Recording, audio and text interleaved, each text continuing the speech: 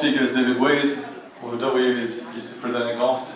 David is an architect, and as opposed to many of us, he's an incredible entrepreneur, and he has ventured out into a variety of different companies. So in 1991, back in Alaska, he founded the mosquito netting company, Skita. Initially, he did clothing that was field tested and sold at outfitting stores throughout Alaska. And then he expanded into the design of canopies and tents.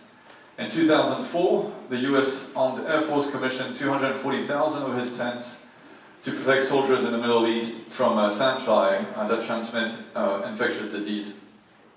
He was awarded a number of patents for net enclosures. Now he's moved from Alaska. He's headquartered in Bradenton for a number of years. He has a range of interests. He just submitted another grant proposal in December to research and develop a portable hurricane-force, wind-resistant fabric membrane tensile structure to be tested in Miami in front of the wall of wind. And the resilient tent is intended for refugees. He's also interested in space architecture. Please welcome David Ways.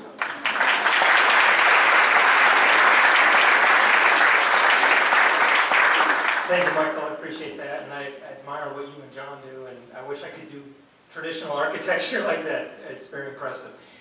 In the spirit of a recent quote that I heard from Geddy Lee on YouTube of Rush about his music, more is more, so I'm going to just share some of my thoughts and some designs that I presented over here. Thank you. Is it spacebar?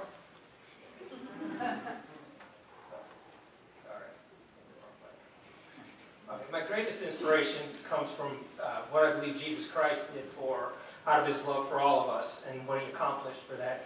And as far as the art, I love Caravaggio's tenebrist style of darkness and light, the severe contrast between those two. And it's interesting, I did an artwork there in Alaska and kind of shows some of that, and that's Akiani's work there. This is Calatrava's, and that's Rembrandt.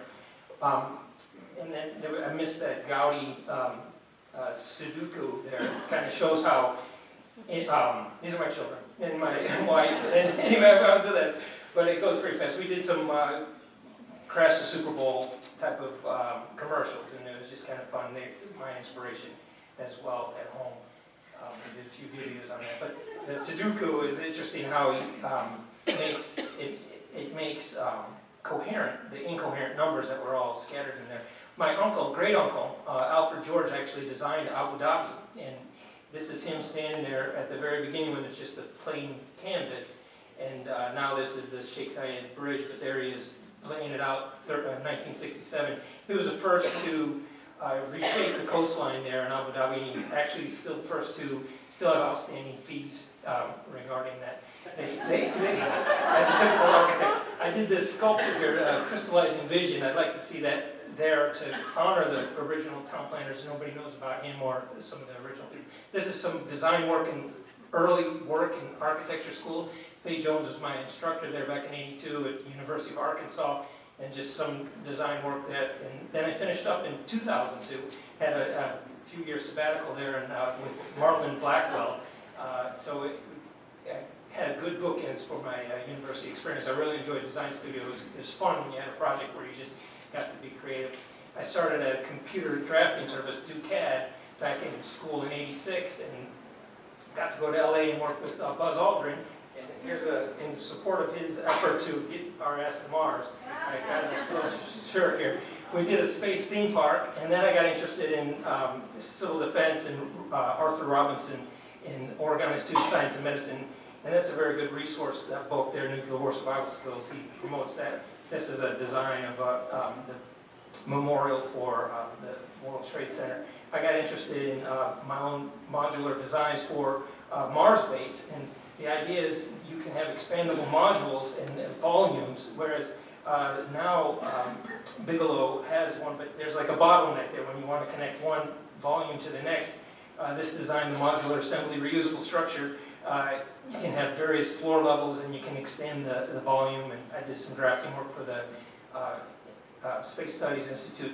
And then for terrestrial work, we're working on SCIDA cubes, I'm calling them, and we did a project for the military bed nets, but that wasn't resilient enough to hold up outside. So I'm interested in doing a SIG lab to design refugee cities. These things are more and more people there, and they're lasting longer and longer. So I'd like to use these modules, and we're going to group 4 of them together and cover it under a wind-resistant structure, and that's where we're going with that. And I'm interested in the 2020 vision for the diamond age of architecture with all this artificial intelligence and these new supercomputers and quantum computing.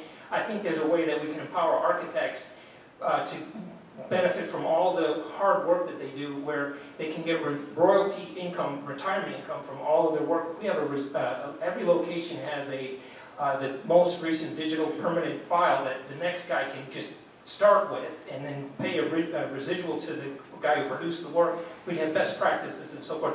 These are some ideas on the cosmos. You get the Big Bang there, but then they have the horizon problem. It's like, well, how do you get that all the way around? Because that up there shows you that the greatest measurement we have is that the cosmic background is all the way around us. So this is, I think we're more like imploding. I call it atoms imploding. I think we're heading, into a decay mode. Instead of that is showing the expanding universe, but they use that same model for black hole.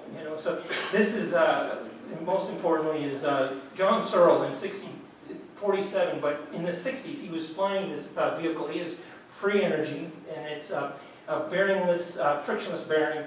This thing is perpetual motion, and it's free energy. We all have it, and it becomes superconductive, and then it levitates. He was flying these from London to Australia in 67, and we should be benefiting from that, and that's what I'd like to do.